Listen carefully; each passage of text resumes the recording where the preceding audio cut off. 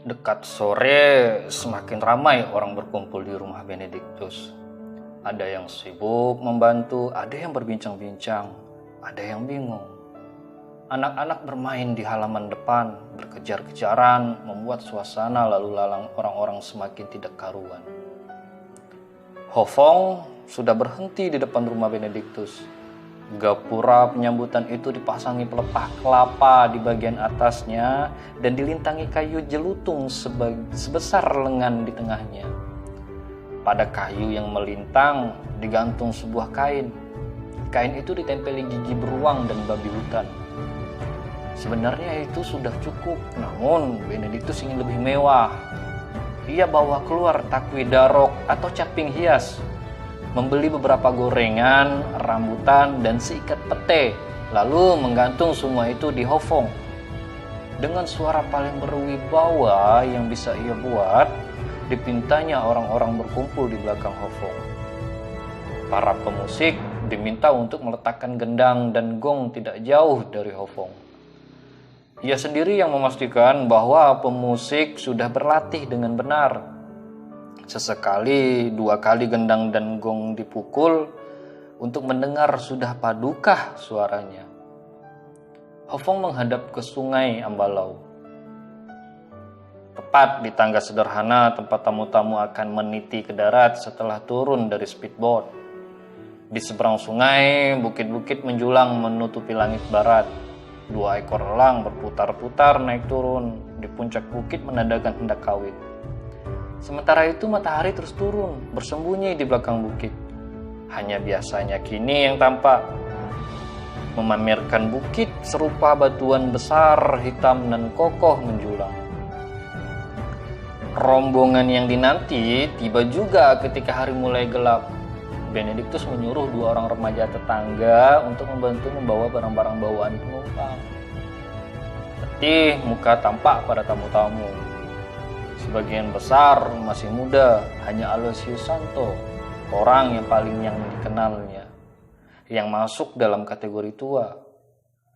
Kotambung, gendang kecil dipukul, gong dipukul, taktuk tanggong, anak-anak berlari ke Hofong. Umang anak Benediktus paling cepat larinya, hampir terjatuh sebab tersandar akar beringin. Ia tidak peduli, kepalanya terus mendongak mencari-cari mana Santo pamannya. Rombongan berhenti di depan Hofong. Mereka diminta untuk menebas kayu yang melintang di Hofong. Tetapi sebelumnya mesti marung dan berkisah-kisah. Dulu dari mana pakaian kendaraan apa, hendak apa ke sini? Semua orang sudah tahu jawabannya. Tapi basa-basi adalah seni yang disenangi. Santo mewakili rombongan, sementara dari pihak tuan rumah, salah seorang warga Sakai, Rupung yang ambil bagian. Rupung merupakan salah satu tetangga Benediktus dan ahli melakukan apa saja yang diucapkannya. Tiap ada acara penyambutan tamu, sudah barang pasti Rupung akan mempertunjukkan keahliannya.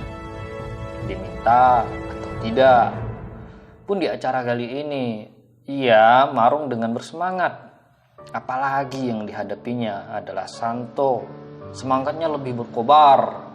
Bila terselip lidah, Santo akan mengejeknya berhari-hari. Lama juga mereka bercakap dengan lantunan irama dalam bahasa Utdanum, sementara berbalas pantun. Ya, semacam berbalas pantun. Antara Santo maupun Rupung, seperti tidak ada yang berniat menyudahi marung. Akhirnya Rupung kehabisan napas.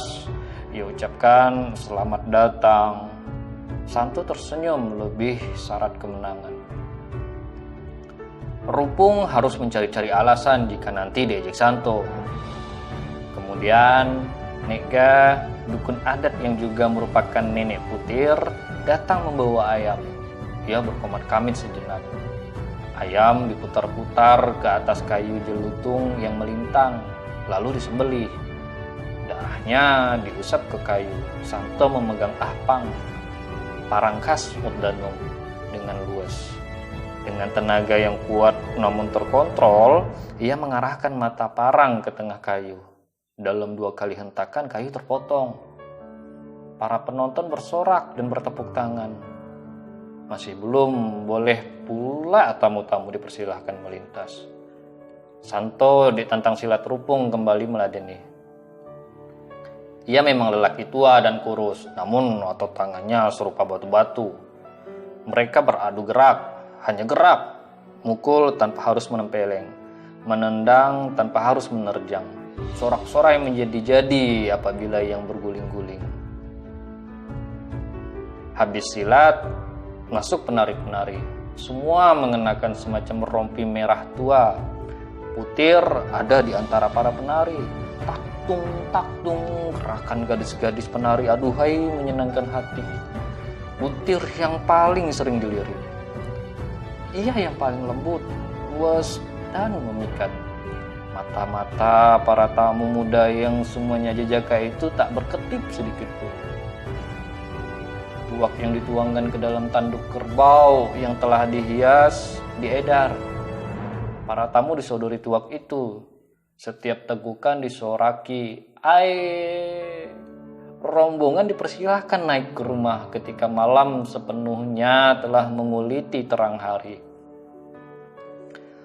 Rumah Benediktus cukup besar.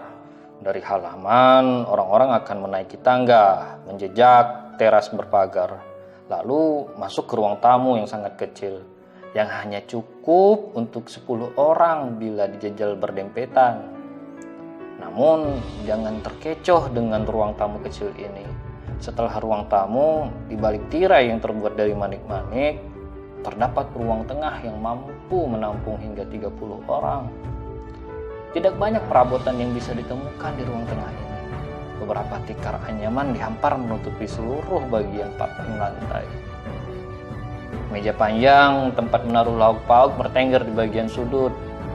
Dindingnya tiada bercat, hanya dihiasi kalender dan poster-poster artis sinetron. Satu-satunya benda elektronik yang ada hanyalah televisi tabung 14 inci. Terletak di atas rak beroda yang sudah berkarat, yang salah satu rodanya sudah tidak tegak dengan kokoh, membuat rak menjadi singit. Ruang tengah juga menjadi penghubung 3 kamar. Satu kamar ditempati oleh Benediktus dan bini dan anaknya, sementara 2 kamar yang lain hanya dihuni bila ada yang menginap. Di 2 kamar itu, Benediktus akan mempersilahkan para tamunya untuk tidur.